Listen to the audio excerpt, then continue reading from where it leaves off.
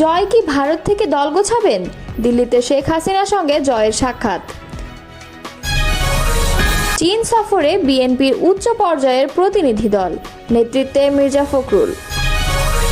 লন্ডনে ডক্টর ইউনূস ও তারেক রহমানের গোপন বৈঠক আগামীকাল। নির্বাচনই এখন প্রধান এজেন্ডা। বিচারের দায়িত্ব নির্বাচিত সরকারের হাতে না দিয়ে প্রধান উপদেষ্টা কী বার্তা দিতে চাচ্ছেন? এতক্ষণ শুনছিলেন সংবাদ শিরোনাম, এবারে বিস্তারিত। জুলাই গণ অভ্যুত্থানে ক্ষমতাচ্যুত ও ভারতে আশ্রিত সাবেক প্রধানমন্ত্রী শেখ হাসিনার সঙ্গে দেখা করতে এখন দিল্লিতে রয়েছেন তার ছেলে সজীব ওয়াজেদ জয়।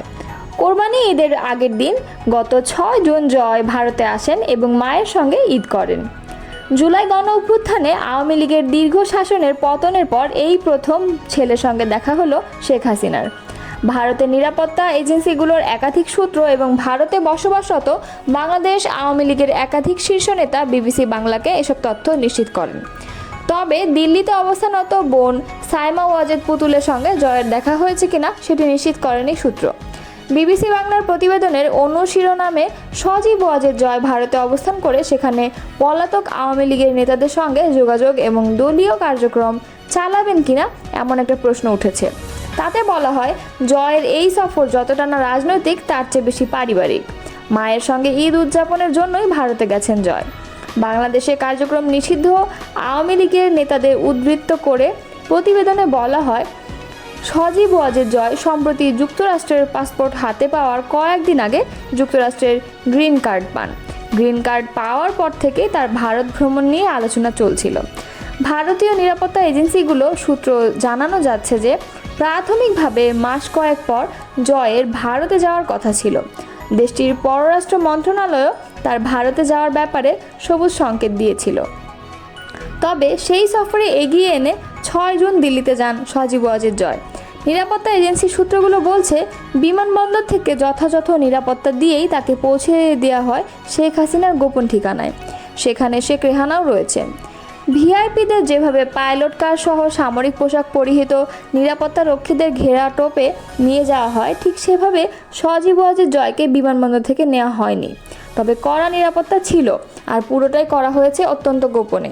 আওয়ামী লীগের সূত্রগুলো জানাচ্ছে, শেখ হাসিনার কাছে এসে জয় রাজনৈতিক আলোচনা করেছেন ঠিকই, তবে ভারতে থেকে গিয়ে দলের কাজকর্মে সশরীরে যোগ দেওয়ার অভিপ্রায় নেই সজীব ওয়াজেদ জয়ের। একটা সময় অবশ্য শোনা গিয়েছিল যে ভারতে সফরে এসে মিস্টার ওয়াজেদ কলকাতাতেও আসতে পারেন। কলকাতা এবং তার আশেপাশের অঞ্চলেও যেহেতু আওয়ামী লীগের শীর্ষ নেতা, প্রাক্তন মন্ত্রী এবং এমপিরা থাকছেন এবং এই অঞ্চলে রয়েছে বাংলাদেশ থেকে পালিয়ে আসা আওয়ামী ঘনিষ্ঠ অনেক ব্যবসায়ী, প্রাক্তন পুলিশ কর্মকর্তা, আইনজীবী প্রমুখরা, তাই কলকাতায় এসে তাদের সঙ্গে বৈঠক করতে পারেন মিস্টার ওয়াজেদ, এরকমটা জানা যাচ্ছিল। এখন ভারতের নিরাপত্তা এজেন্সির সূত্রগুলো বলছে যে অন্তত এবার তার কলকাতায় আসার কোনো পরিকল্পনা নেই। আবার আওয়ামী লীগের সূত্র থেকে জানানো যাচ্ছে দীর্ঘ সময় ভারতে থাকার পরিকল্পনা নেই তার। আগামী কয়েকদিনের মধ্যেই তিনি হয়তো ফিরে যাবেন। জয় ভারতে আসার পর তার সঙ্গেও শীর্ষ নেতৃত্বের এখনও দেখা হয়নি বলে জানানো যাচ্ছে। গত বছর 5ই আগস্ট ঢাকা থেকে বাংলাদেশ বিমান বাহিনীর বিমানে চেপে ভারতে পালিয়ে আসার পর থেকে দিল্লিতেই শেখ হাসিনার থাকার ব্যবস্থা করেছিল ভারত সরকার।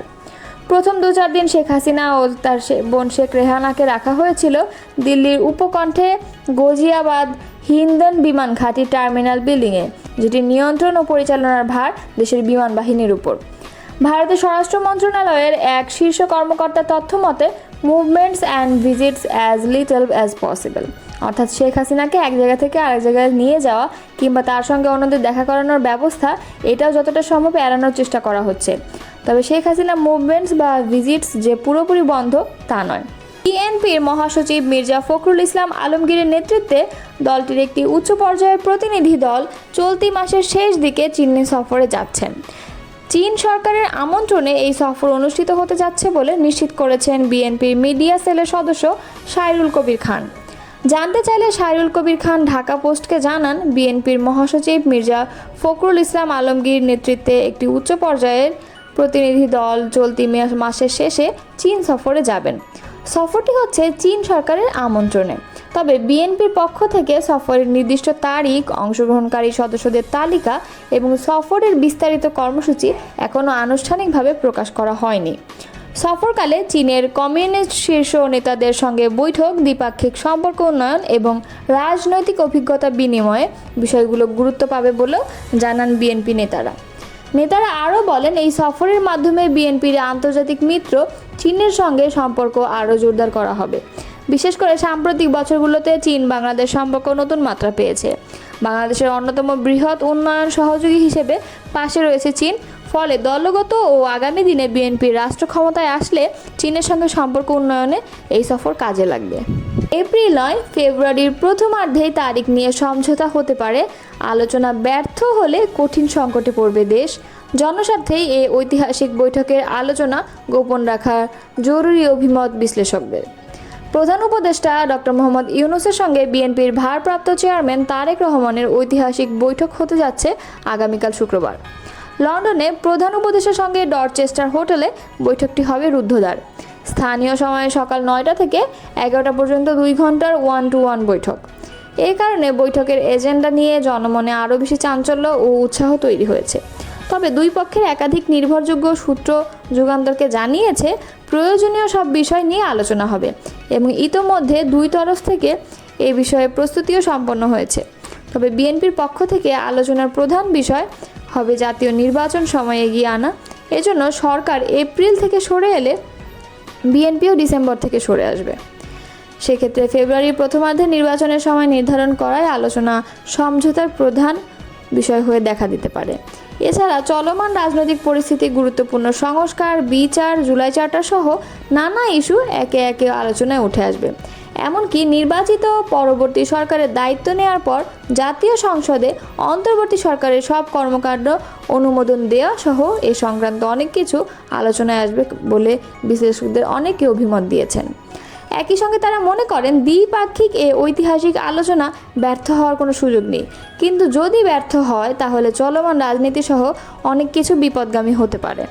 তবে কেউ কেউ এমনও বলছেন, দেশের সার্বিক স্বার্থে এ বৈঠকের সার্বিক আলোচনা, মতবিরোধ ও সিদ্ধান্ত প্রকাশ করা ঠিক হবে না, বরং সেটি পর্যায়ক্রমে সিদ্ধান্ত গ্রহণের মধ্য দিয়ে বাস্তবায়িত হতে পারে।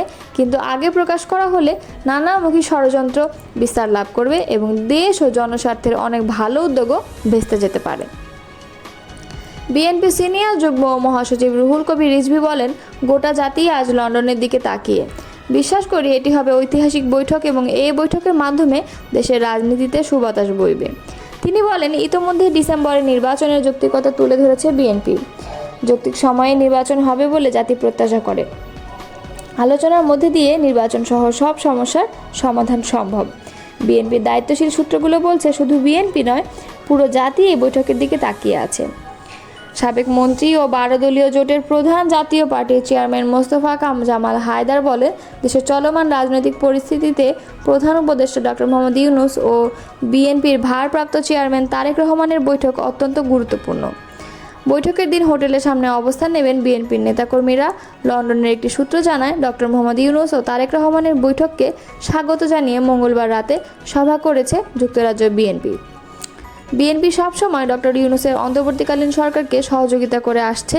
আশা করি প্রধান উপদেষ্টা বিএনপির যৌক্তিক দাবি ডিসেম্বরের নির্বাচনের বিষয়ে সাড়া দেবেন। যারা আমাকে এই দায়িত্ব নেওয়ার আহ্বান জানিয়েছিলেন তারা মূলত 3টি দায়িত্ব আমাদেরকে অর্পণ করেন। এটা আমি ডিসাইড করিনি, আমাদেরকে এই কাজ দেওয়া হয়েছে। আমরা সেই লক্ষ্যে এগিয়ে যাচ্ছি। বুধবার লন্ডনের চ্যাথাম হাউসে আয়োজিত সংলাপে কেন পরবর্তী নির্বাচিত সরকারের হাতে বিচারের দায়িত্ব ছেড়ে দিচ্ছেন না সাংবাদিকের করা এমন এক প্রশ্নের জবাবে এসব কথা বলেন প্রধান উপদেষ্টা ডক্টর মোহাম্মদ ইউনূস। আগামী জাতীয় নির্বাচনে বিষয়ক এক প্রশ্নের জবাবে প্রধান উপদেষ্টা বলেন, সব দলের অংশগ্রহণে একটি অবাধ, সুষ্ঠু ও নিরপেক্ষ নির্বাচন অনুষ্ঠিত হবে। নির্বাচনের মাধ্যমে যে সরকার গঠিত হবে সেটিতে কোনো দায়িত্বে থাকার ইচ্ছে নেই। বর্তমান সারা বিশ্বে চলমান অর্থনৈতিক মন্দার মধ্যে কিভাবে দেশের অর্থনীতি সামাল দিচ্ছেন এমন প্রশ্ন জবাবে প্রধান উপদেষ্টা বলেন, এটি মূলত আমাদের জন্য অনেক কঠিন একটি কাজ। সারা বিশ্ব এই সমস্যার মধ্যে দিয়ে যাচ্ছে, আমরাও যাচ্ছি। আমাদের ইকোনমির বর্তমান অবস্থা নেগেটিভ। প্রতিনিয়ত বিগত সরকারের গ্রহণ করা ঋণ এবং মেগা প্রজেক্টের জন্য অনেক বিল পরিশোধ করতে হচ্ছে। এটা একটা বড় সমস্যা। ডক্টর ইউনূস আরও বলেন, আমাদের প্রকাশিত শ্বেতপত্রে বিগত সরকারের দুর্নীতির পরিমাণ উল্লেখ করা হয়েছে, যেখানে বলা হয় বিগত 17 বছরে $234 বিলিয়ন পাচার করা হয়েছে। এভাবেই মূলত আমাদের রিসোর্সগুলো পাচার হয়ে গিয়েছে। উল্লেখ্য, গতকাল মঙ্গলবার 4 দিনের সরকারি সফরে যুক্তরাজ্যের লন্ডনে যান অন্তর্বর্তী সরকারের প্রধান উপদেষ্টা অধ্যাপক মোহাম্মদ ইউনূস। এ সময় তার সফরসঙ্গী হিসেবে ছিলেন বাংলাদেশ ব্যাংকের governor doctor Ahsan H Mansur এবং দুর্নীতি দমন কমিশনের চেয়ারম্যান ডক্টর আব্দুল মোমেন।